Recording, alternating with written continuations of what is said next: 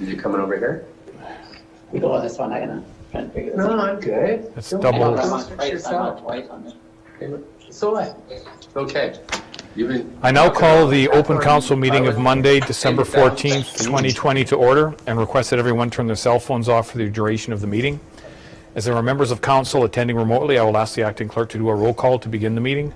Members are to respond verbally to the roll call and when voting on all matters this evening.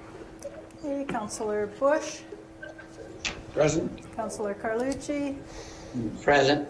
Councillor Martin McKinnon, Present. Councillor Shane McKinnon, Present. Councillor McKay, Present. Councillor Price, Present. and Mayor Wilson. Present. Thank you. I would now like to call for declarations of pecuniary interest in the general nature thereof under the Municipal Conflict of Interest Act with respect to the agenda for this meeting.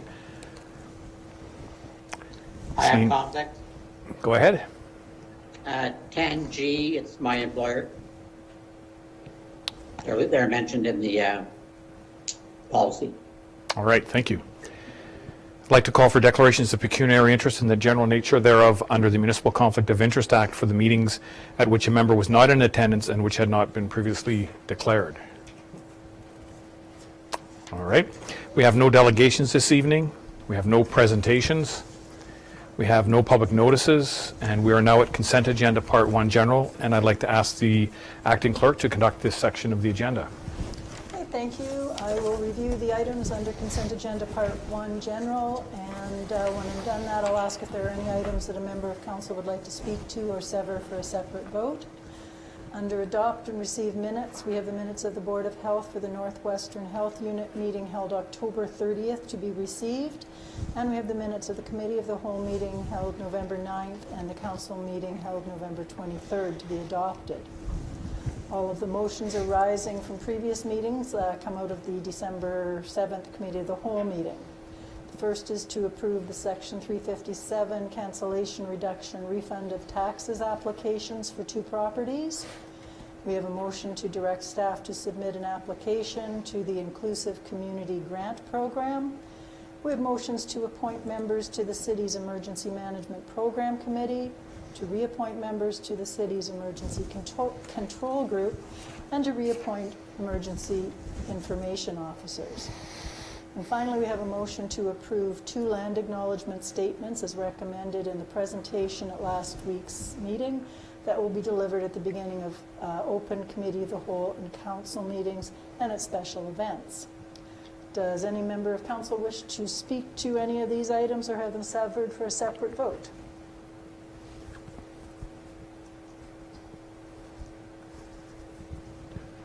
Councillor Shane McKinnon. No, I just am straining to hear the clerk. I wonder if anybody else is, I don't know if your mic is close by or whatever. It's close by and I'm Might just be me in unmasked. old age. My mic is close by and I am unmasked for speaking. I can holler louder if you like. Okay, you got a thumbs up. I got a thumbs up for hollering louder. Okay. That's kind of nice, eh? That is Usually kind of we're nice. told to be quiet. I'm usually told to be quiet, yeah. All right, anything else on consent part 1? Councillor Bush. Yes, most of those items, A through E, are all pretty much normal business items. But I just would like to say that the last one, item F, we talked a lot about it at the last council meeting, adopt land acknowledgement statements. And, you know, this is really going to be a bit of a sea change for us here at council. And January is going to see the first council meetings open with these land acknowledgement statements. So it really is a new day for us with respect to our relations with our Indigenous community here in the city of Dryden and surrounding areas. So I just wanted to just comment on that, as it is a bit more than just a business as usual item from my perspective. Thank you. Thank you, Councillor Bush. So we need a mover and a seconder. Yes, please. Can I have someone move and second the motion to those? Councillor Carlucci and Councillor Martin McKinnon, thank you. Moved by Councillor Carlucci, seconded by Councillor Martin McKinnon. The council hereby consider the following items of the consent agenda, Part 1, General, under date of December 14th, 2020, as read and adopted. 6A, B, C, 7A, B, C, D, E, F. All in favor? Aye. Aye. Any against? Nope. Carried. Thank you. Okay, we are now at consent agenda part 2, bylaws, and I'd like to ask the acting clerk to conduct this section of the agenda as well. Okay, I will holler again. Review the items under consent agenda part 2, bylaws, and when I'm done, I'll ask if there are any that members of council would like to speak to or sever for a separate vote. Bylaw 4788-2020 is a bylaw to authorize the execution of an agreement of purchase and sale with respect to the property located at 5 Skillen Crescent, and bylaw 4789-2020 is a bylaw to authorize the execution of a development agreement for that property. Council will recall that this matter was before them several months ago, and it's taken up till December to get all the agreements set up and ready for signing, but they're ready now. Bylaw 4790-2020 is to authorize the execution of a land lease agreement between the City of Dryden and Clerk's Enterprises for office space and industrial space and some land at the Dryden Regional Airport. Bylaw 4791-2020 is a bylaw to adopt the city's municipal emergency program and emergency response plan as presented at last week's Committee of the Whole meeting by Chief Grimwood. Bylaw 4792-2020 is a bylaw to amend Council's procedural bylaw by adding the land acknowledgement statement in the composition of both the Committee of the Whole and Council meeting agendas beginning in January. Bylaw 4793-2020 is a bylaw to amend Chapter 150, Parking and Traffic, of the city's municipal code by deleting and replacing the sections on definitions, restricted parking, and various portions of Schedule C, restricted parking. Bylaw 4794-2020 is a bylaw to amend the municipal code by deleting Chapter 154, Parking on Municipal or Private Parking Lots, and adopting a new parking lots bylaw. Bylaw 4796-2020 is a bylaw to adopt the city's 2021 municipal budget estimates. Bylaws 4798-2020 and 4799-2020 are to authorize the execution of agreements and purchase of sales between the City of Dryden and Hydro One Networks for land located on Pioneer Street. Are there any of these bylaws that anybody would like to speak to or sever for a separate vote? Councillor Shane McKinnon. Yes, I'd just like to make a comment at the appropriate time about 4796, the municipal budget. Councillor Bush. Mike. Yes, thank you. I also would like to make a comment on the budget, and I do have one question for clarification just from our treasurer.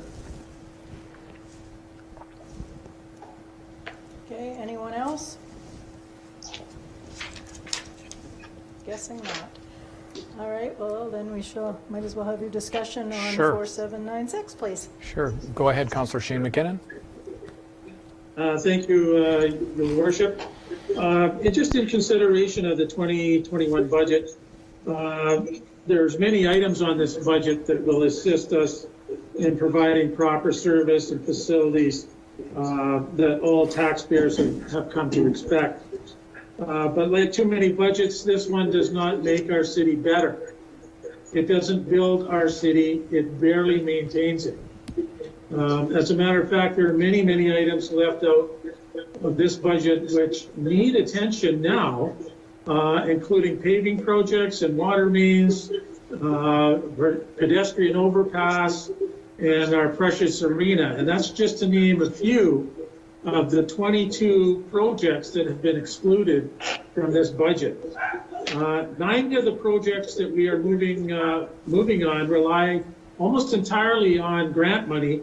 And I don't know what the percentage of success is that we've had with grants, but I'll guess that if we get half of those projects, we'll be in good stead, or we'll be very lucky, I should say. Now, COVID, as we know, has had an effect on both businesses and households in Dryden. And so it was brought up previously, and I'll bring it up again, that it's probably appropriate to question a tax increase at this time. It also highlights the fact that if we had moderate increases over the last few years, we would be able to take more of those projects on our own taxation-based rate and not rely so heavily on grants.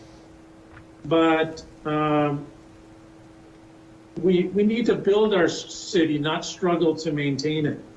So I'll be supporting this budget tonight, but when we return to normal, and we will return to normal, I expect that we strongly consider modest increases in taxation in order that we on council in 2023 or 2024 don't have to scramble to find money to maintain what's left in the city. That's my comments. Thank you. All right, thank you. Councillor Bush? Mike?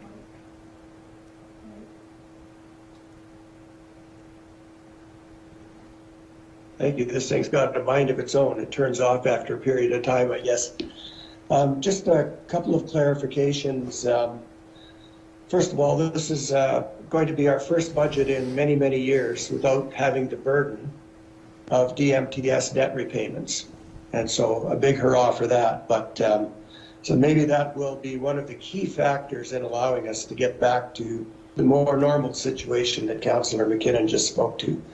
I do have a couple of questions or just clarifications. So it doesn't, when I look at the sheets, so this budget reflects a 0% municipal tax increase, a 0% water and sewer rate increase, and there's no change in assessments on properties by impact from 2020 to 2021. It really reflects a net zero tax increase budget, which in these COVID times, and we've talked about how to provide relief to our ratepayers throughout this year, I think is very appropriate. So certainly I support the budget as it's been presented and as we've discussed. Stephen, to the treasurer, I do note that there's a slight difference in the levy plus the payment in lieu versus what's being asked for in the budget. And I know there's a reason for that, but could you explain to council what the difference between levy plus PIL and the number that's being asked for on the report? Yeah, that's a great question, Councillor Bush, and appreciate you taking the time to do the math to recognize that. In the budget bylaw, the tax number that's referenced is what we will be invoicing based on assessment as of January 1st, 2021. So that is the levy that we will be invoicing property owners in our community. But from a budget perspective, and you're only seeing the totals in those two departments, but there's a little bit more detail within those departments. One being we budget for write-off. So council will be very familiar with 357 adjustments that I bring forward throughout the year. So those would be captured in the write-off, and we budget that value based on a 3-year average. As well, throughout the year, we do have growth. We have building permits, and we have people building garages or new properties. And when those are occupied, we get a supplementary tax bill throughout the year. So from a budget perspective, in the bylaw, it's what we will be invoicing from a tax perspective. But from a budget perspective, we budget that value plus or minus the write-offs and subs.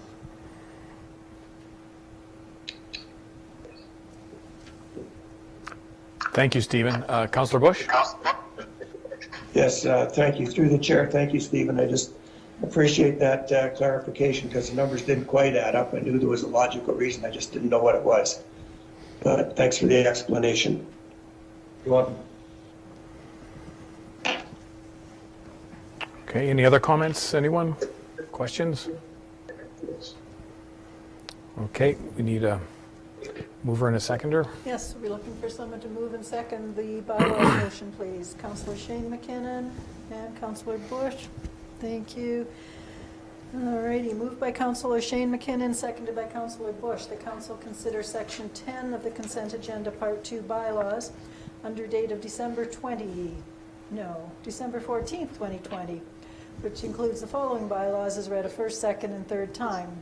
Bylaw 4788-2020, 4789-2020, 4790-2020, 4791-2020, 4792-2020, 4793-2020, 4794-2020, 4796-2020, 4798-2020, and 4799-2020. All in favor? Any opposed? Aye. All right, carried. Thank you. We're now back to the regular agenda, which is out of consent. Each item on the regular agenda will be presented individually to council. We have one staff report this evening, which Mr. Nesbitt will present. Thank you, Worship. Tonight I'm bringing forward a staff report concerning our 2021 Nuclear Waste Management Organization Neighboring Community Funding Agreement. So as Council knows, Dryden has taken part in the NWMO's Neighboring Community Funding Program for a number of years now. The funding program is meant to offset costs associated with participation in the APM, or the Adaptive Phase Management Project site selection stage, from a standpoint of learning and engagement, as well as taking part in impact studies that are yet to come in 2021.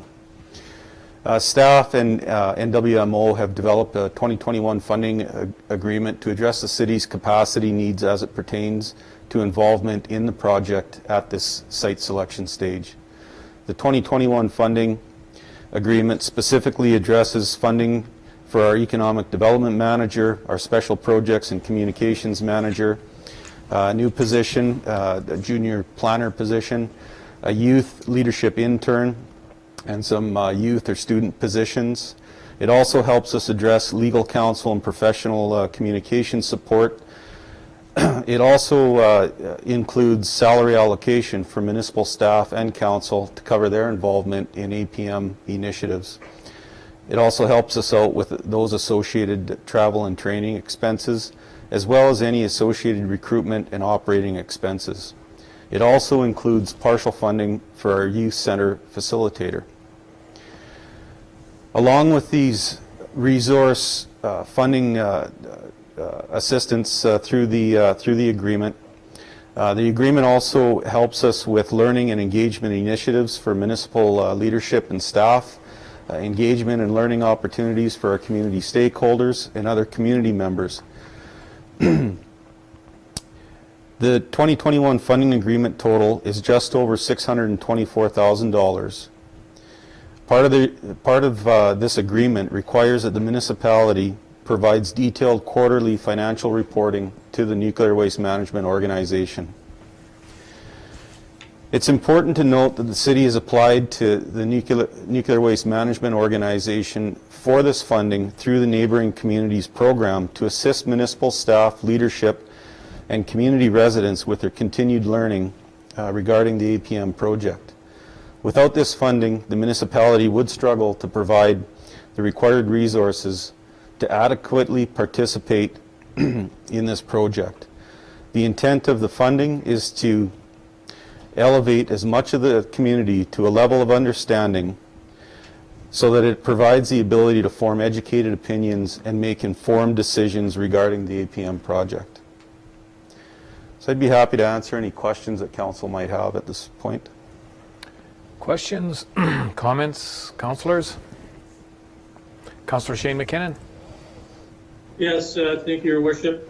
Thank you for your report, Mr. Nesbitt. I just have one question, and that is, as our community has not had any public debate on the APN project, is there language in this agreement that indicates that the signing of this agreement is not an endorsement by the city of the project? Through your worship. So the agreement that we would be signing and that we have signed in the past specifically states, and I can actually read the statement from the agreement, that the municipality agrees that it will use the funding amount exclusively for expenses related to learning about the APM site selection process as set out in this funding agreement. So the funding agreement is very specific about what the intention is of the funds and exactly what the funding is to be spent on. So the agreement lays out in detail those elements that I just spoke to council about. So it's also very clear in the funding program guide online on the NWMO's website what the funding is intended for. And again, it's very specific about helping communities learn and engage with the project. And again, it's taken a considerable amount of resources to really, I think, move Dryden forward in that learning and engagement process. And we will continue moving that forward in 2021 and 2022. So I would expect that this funding would be made available again in 2022 for the city of Dryden. Anyone else? Comments, questions? Councillor Bush? Yes, through the chair. Yeah, I've read all of the documents, and it's a lot of money, but there's a lot of work to be done, and I'm particularly pleased to see that there's a youth learning aspect to this as well. But there's a lot of money to be done, and I'm just glad the municipality isn't having to lay out that kind of money to learn about the project. But given the large amount of funds involved, I'm also very pleased to see the review processes in there by NWMO and by the city to stay on top of the expenditures and to provide further assurance that those monies are going to the buckets as they are supposed to in terms of the learning. So it looks like a pretty comprehensive agreement with what looks to be the appropriate controls. And just a question for the CIO, I presume throughout the year, Roger, that we'll be getting some sort of updates on where we're at with respect to the overall project and the various items in it? Through your worship, absolutely, and I think we'll do better than that. Council will be heavily involved in a lot of the engagement and learning opportunities throughout the year. So I think council will be able to see firsthand some of these funds at work.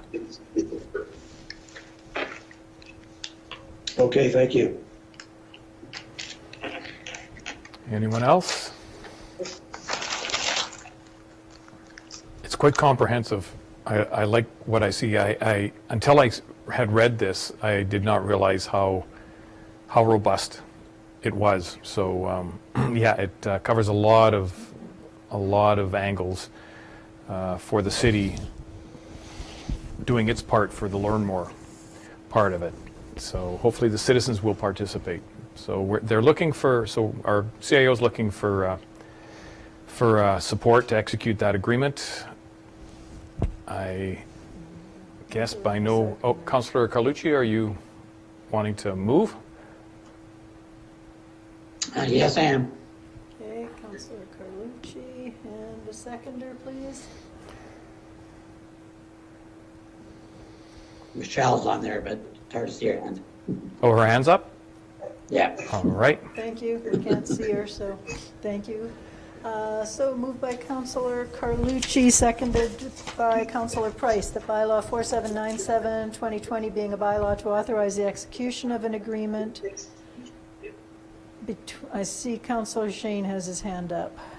Just I'd like a recorded vote, Madam Clerk. Okay. So I will read the motion and then go through alphabetically for the recorded vote. Starting again, moved by Councillor Carlucci, seconded by Councillor Price, that bylaw 4797-2020, being a bylaw to authorize the execution of an agreement between the Nuclear Waste Management Organization and the Corporation of the City of Dryden under the Nuclear Waste Management Organization's Neighboring Communities program be read a first, second, and third time. Councillor Bush? Sorry, for this I need a recorded vote, so I need to hear your voice, please. Yes, my mic was off, sorry. It's okay. 4. Thank you. Councillor Carlucci? Aye. Councillor Martin McKinnon? Aye. Thank you. Councillor Shane McKinnon? No. Councillor McKay? Aye. Councillor Price? Aye. And Mayor Wilson? Yes. Thank you. That would be a total of 6 yeas and 1 no. So that motion has been carried. All right, we have no notices of motion this evening, and we have no motions. I'd like to call upon various senior managers to present their reports, starting with the CAO. Roger? Thank you, Worship. So as we all know, last week I had to announce that Chief Rob Grimwood would be leaving our great city, headed back east to an excellent opportunity that he's accepted back there. So again, it was with sadness that I had to make that announcement, but at this point in time, we've accepted the bad news and are moving forward. But I do want to say that it's been absolutely a pleasure to have Chief Grimwood on our team for the last 16 months. Him and the rest of the fire department members have made some great strides with the department, moving the entire department forward, and the chief has been instrumental in implementing our revised health and safety, occupational health and safety program here in the city with our new health and safety coordinator. So again, I want to say a big thanks to Rob, and as he transitions into his new role, it's going to be fantastic to watch what he does with the city of Vaughan. I know that he'll have great successes there as well. So again, thank you so much to Chief Grimwood. Just as we approach the end of 2020, I need to say that it's been an extremely busy year. Our staff overall have done a great job of moving the organization forward, and that's in despite having to deal with a pandemic for the better part of the year. So again, as we approach the end of the year, it's just a great time to say thank you to the entire team and make note of their extraordinary efforts this year. We really do have a fantastic group of employees here at the city.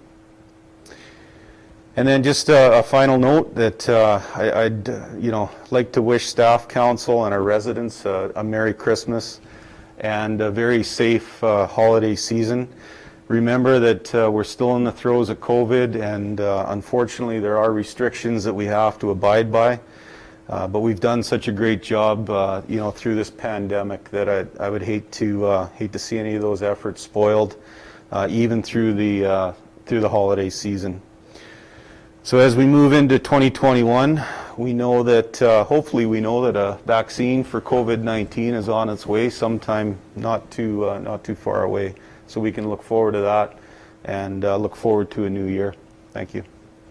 Thank you. Well said. Treasurer, Stephen. Good evening, everyone. Not much to say this evening. Really pleased to have the 2021 budget completed and put behind us. Looking forward to some time off over the Christmas holidays and putting 2020 in the rearview mirror. That's it for me this evening. All right, thank you. City Clerk, Allison. Okay, just like to say that I'm pleased to let council know that we'll be changing meeting management solutions in the first part of the new year, and we're looking forward to working with eScribe and the advancements that they're going to be able to provide us. And on behalf of the administration department, I'd like to wish everyone a safe, healthy, and happy Christmas and New Year. Thank you. Public Works, Blake. He's not here. All right, Community Services, Steve. Good evening, all. Try to be brief here. Although certainly programming will be reduced this holiday season here, we do have a number of swims and skates that are planned, and hopefully a couple of those will be sponsored. We'll be releasing details of those very shortly or later on this week. Pleased to report an application the Ontario Trillium Foundation's Resilient Communities Fund was submitted last week for a flooring and seating renovation at the airport. Fingers crossed there for a positive response. Work continues on the development of the inclusive community funding application. And also pleased to report that we've commenced the ice making process at Milestone Rink. So that will be ready. Milestone will be ready by this weekend, but in the interim, I'll ask people or our residents to please refrain from going onto the ice surface until we announce that it's actually ready and safe for play. We'll be communicating that in our local media as well as our social media and our website. One thing to note with the outdoor rink, in light of COVID and the ongoing disinfection requirements, unfortunately the ice shack or the warm-up shack will be closed this year for the foreseeable future until orders change. Finally, I'd just like to wish everyone a Merry Christmas and a happy holiday season. I too look forward to putting 2020 behind and getting back into a level of normalcy, and best wishes for wellness and health to all of our users and patrons. Thank you. Thanks, Steve. I think it's kind of cruel, just telling kids in the neighborhood after they just looked upon a nice clean sheet of ice not to jump on it. It's like asking a kid not to like a lollipop this game, but I get it. Fire Chief, Grimwood, last report.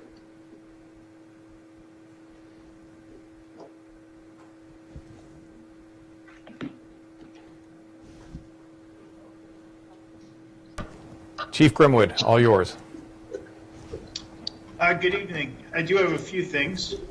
Since the last council meeting, in terms of training, our firefighters went out and spent 2 full days on the river doing ice rescue training, which was very successful. We had pretty challenging weather the one day. No injuries, a lot of learning, and a lot of skills developed. We had firefighters participate in a weekend-long first aid course, perfecting their patient care skills. We did 2 different training sessions with our firefighters on traumatic mental stress, critical incident stress management, and post-traumatic stress disorder prevention. Mental health and taking care of the mental health of first responders is one of the key priorities for our department, and we were able to engage all of our firefighters and have quite a productive training session in terms of starting to be able to provide better perspective and resources to them and establish a healthier culture as it relates to mental health. We also have 3 new recruits who had initially been part of the recruit program in March but deferred their training due to COVID. They have started their training and are well underway, and they're going to join the 7 firefighters who joined us earlier this year. We have a new fire prevention officer who's starting on January the 11th. JD Skaman comes to us from Tilsonburg. He's an experienced and qualified fire prevention officer. He's taken a significant amount of training, has his NFPA certifications as well as practical experience. So we're going to welcome him to the department. There's quite a big workload ahead in terms of fire prevention. So his key responsibilities will be fire safety inspections, enforcing the Ontario Fire Code, assisting with bylaw enforcement and property standards, and overseeing public fire safety education. Lastly, our firefighters have started a 12 Days of Christmas holiday safety campaign. I think today is day 3. We've engaged them to make videos within their platoons. They did a phenomenal job. The videos are much better than we had even hoped in the beginning. So each day for the 12 days leading up to Christmas, we're releasing a fire safety video on all of our social media platforms to promote different aspects of fire safety specific to the holiday season. So we're well underway with that fire prevention initiative. I guess lastly, as for me, I am leaving at the end of the month, but I have to tell you that this has been an incredible experience. You have a wonderful city with wonderful people who were very welcoming to me. Made this such a challenging decision that I struggled with. Your fire department here is so well positioned. You have exceptionally dedicated and skilled firefighters. This has been one of the highlights of my career, is seeing this fire department totally engage in the last 12 months and train as hard or harder than I've ever seen firefighters train, and embrace new ideas and new tactics and new equipment. And this fire department is something the community can be proud of and that the community can count on. The community is in very, very good hands, and the department's in good hands. And it's a great team, and I was just one member of that team. And it was absolutely my privilege and my pleasure to have been a part of it. And part of my heart will always be in the city of Dryden. I can't say enough good things about this city. And I've availed myself to the firefighters and Roger, and I'll avail myself to everybody else that my phone will always be on, my email will always be accessible. If I can be of any help to the city of Dryden and the Dryden Fire Service and Dryden's firefighters at any point in time, I have that much love and respect for this city. I will do anything to continue to assist. This has been an incredible experience, and it is with regret that I'm leaving. This has been nothing short of amazing. So, thank you all for your support over the last 15 months. Thank you very much, Chief Grimwood. I'm sure you'll hear more of our appreciation as the councillors make their comments, and thank you for your comprehensive efforts to train and educate us and keep us safe, and we really admire you and appreciate the work that you've done. So thank you. So on to the councillors. Councillor Price, comments? Thank you. Good evening, everyone.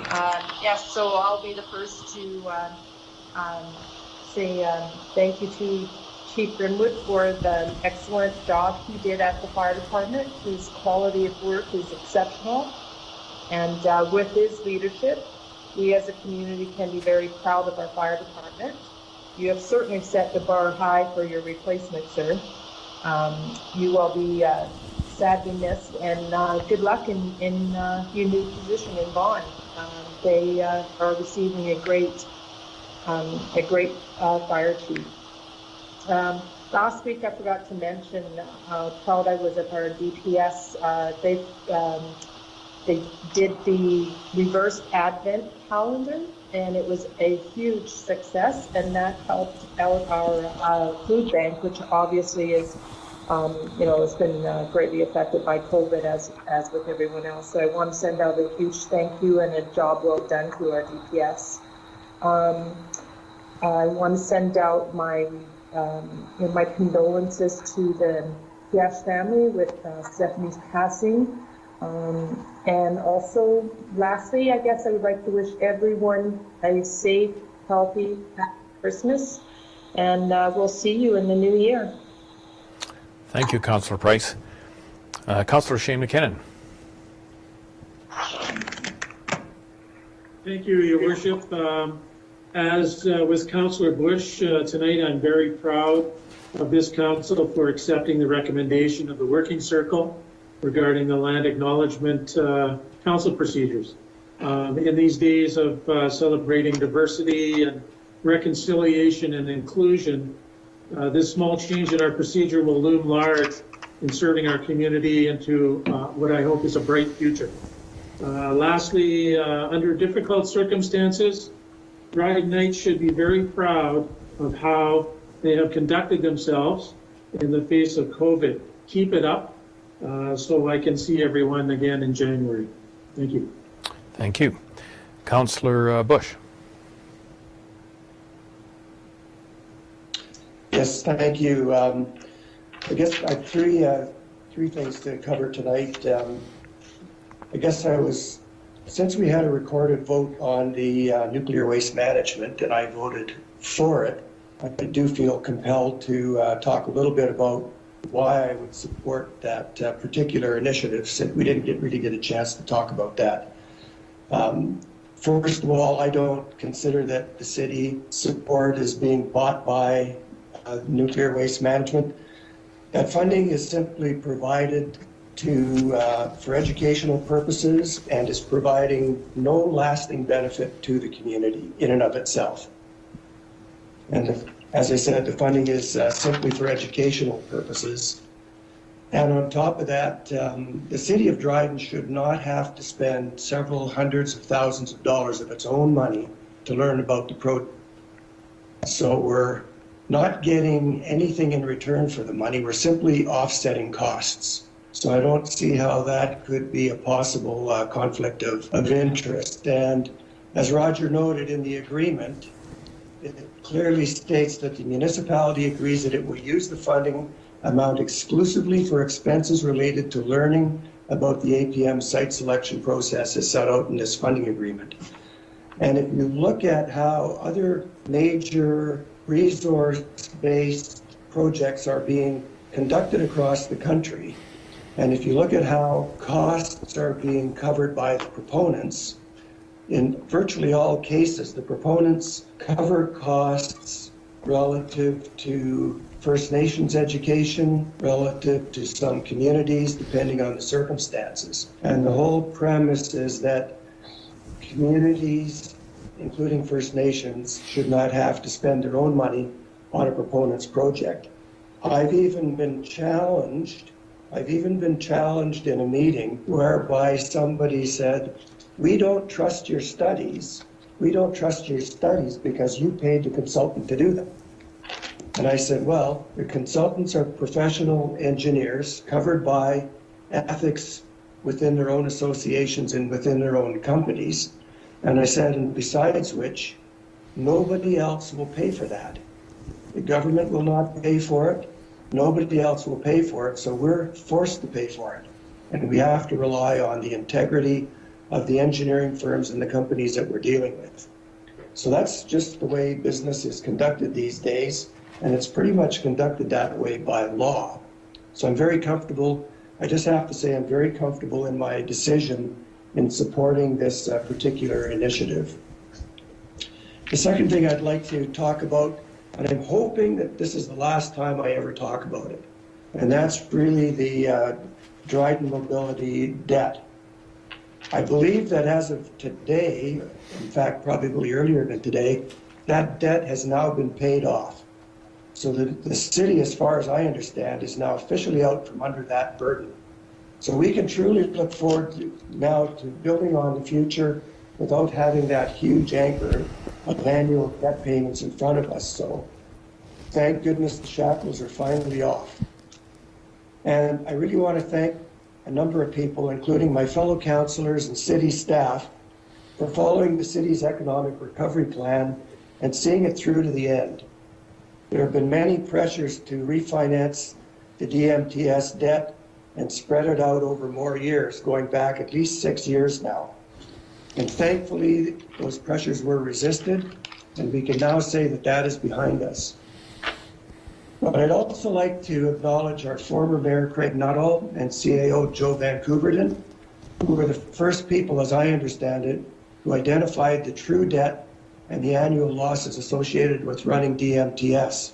And those two individuals really rang the alarm bell. And once they knew the full extent of what was going on, They immediately moved to stop the bleeding by selling DMTS and unfortunately having to dismantle the organization, which was a big disruption to the employees. But having said that, I want to ensure the citizens of Dryden that since then, several key controls have been put in place to increase transparency and to significantly reduce the possibility of a similar issue in the future. And those controls include things such as cash reserves and reserve funds being set up that can only be accessed through council approval in open council meetings. People will not be able to access reserve funds without council approval and use them to shuffle money around and cover up and hide expenses. We also have a more transparent annual financial third-party annual auditing process. We also have the requirement to have annual operating and capital budgets approved in December, which we just went through for the following year. The one exception being election years where that would happen the subsequent month. And year-end financial reports to council by policy. Annual year-end financial reports were missed for 3 years running in the middle of the DMTS fiasco, which meant there was no financial lens into what was going on. And so all 4 of those loopholes have been closed. These are all significant new controls put in place since the failure of DMTS, and I think it's important for our citizens to know that. The community and the city has learned from it. Stephen Lansdell-Roll, our treasurer, inherited this, what I would describe as a mess, and Stephen deserves a tremendous amount of credit for putting those controls in place and bringing those policies to council so that we could understand them and approve them. So Stephen, thank you for that. Roger, thank you and your organization. So as I say, I hope this is the last time I talk about DMTS. We can finally put it behind us. So onward and upward, and let's look towards the future. Lastly, this is our final council meeting of 2020. It's been a busy and challenging year, especially with the major curveball COVID-19 has thrown us. Our city staff has done a tremendous job leading the city through the pandemic in a very responsible and safe manner. And Roger, I thank you and your team for a very good effort in very difficult times. Chief Grimwood, we're all sorry that you're leaving our city. We certainly appreciated everything that you've done to move our fire service forward. But having said that, I wish you all the best in your new position, and hopefully our paths will cross again in positive circumstances, and not because we've got some big issue that needs your help. But thanks again for everything you've done. And lastly, I'd also just like to wish all of my fellow councillors and mayor, the citizens of Dryden, my colleagues on the working circle, a very Merry Christmas and a safe Christmas with you and your families. My apologies for taking a bit of time, but I just wanted to say thank you to everybody and acknowledge that we're now in a good position to move forward. Thank you, Mr. Mayor. Thank you. It's a good meeting to extend yourself. Thank you. Councillor Martin McKinnon.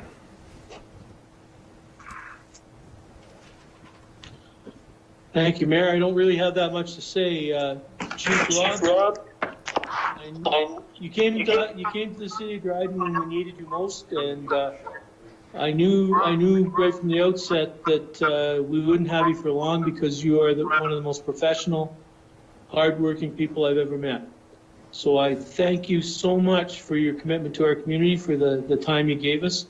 I wish you nothing but well wherever you go, and you can always come home to Dryden whenever you want.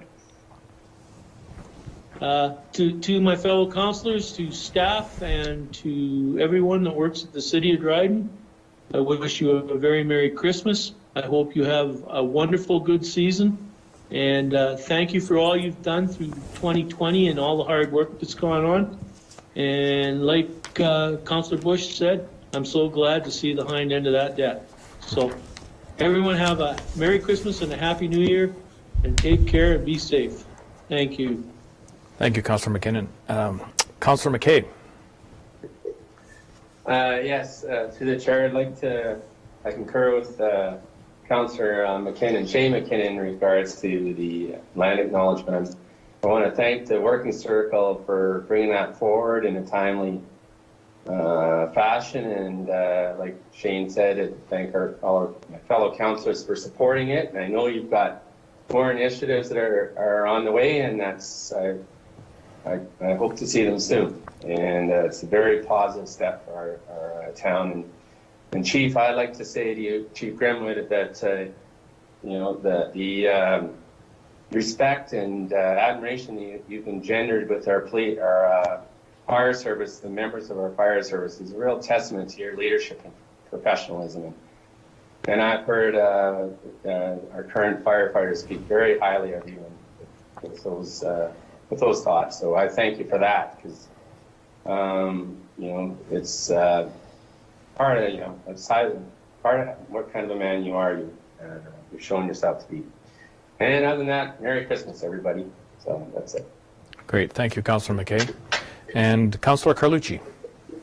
Thank you, Mayor Wilson. A couple things. One, I want to thank Public Works for putting up the Christmas lights downtown. They look fantastic, and I do know that it's very festive, and businesses I've been into are quite pleased that they're up. So thank you for that. Chief Grimwood, I thank you for what you've done for our fire department. It's what you're leaving is an incredible fire senior. I can't say enough about it. And I have watched the 12 Days of Christmas. I only got 2 episodes, so I must be missing one somewhere, but they're very well done. But I wish you the best and where you go. And as I think it was Martin that said, if you want to come home, you're always welcome to come home, because Dryden will easily take you back. I want to talk to you about, basically what Norm has said about our budget. I think Mary Wolfen said last week that it was an incredible accomplishment. I just want to reiterate that. It was a huge accomplishment. It was a lot of work. We had to follow rules and guidelines to make this happen, and it's more manageable. So I thank you to Council for staying the course, and I think that's a huge plus for this community. And lastly, I want to thank the Citizens Council, SMT, and staff. I wish them all a very Merry Christmas. I know 2020 was a challenging year for most of us, and we all had to make adjustments in our lives. So spend Christmas with your family and friends. Do it safely based on the guidelines, so that we can get through this and keep the spread down. I also wish you the best in 2021, and let's all pray that we can get through this pandemic and make 2021 a year to celebrate. So thank you, and wish you all a Merry Christmas. Great. Thank you, Councillor Carlucci. So, councillors, staff, and fellow Drydenites, I want to express how pleased I am with and thankful for the men and the women in administration, operations, meaning all the departments, and of course on council, who contributed to the success of the city's goals for this year through fair and balanced budget creation in 2019, and then disciplined implementation throughout 2020, despite the COVID curveball thrown our way. And I also want to thank the citizens who've been so understanding when inconvenienced by our reduced hours of operation in certain cases. This council and administration work hard to deliver the best services possible each year, and we recognize that many of you have experienced significant reductions in personal income as a result of the effects of federal and provincial government policies meant to curb the spread of the virus. Governments must be careful not to make the cure worse than the disease. In 2021, your local government is going to do exactly what we did this year, which is to provide value for service without resorting to onerous tax increases. There's never enough money to do all the things one wants, and raising taxes as a matter of habit without first looking for other solutions does not make money problems go away. History has proven that it won't. It may be the easiest thing to do, but it's not always the best thing to do. As councillors, we must always remember that we are here to serve the citizens. They are not here to serve us.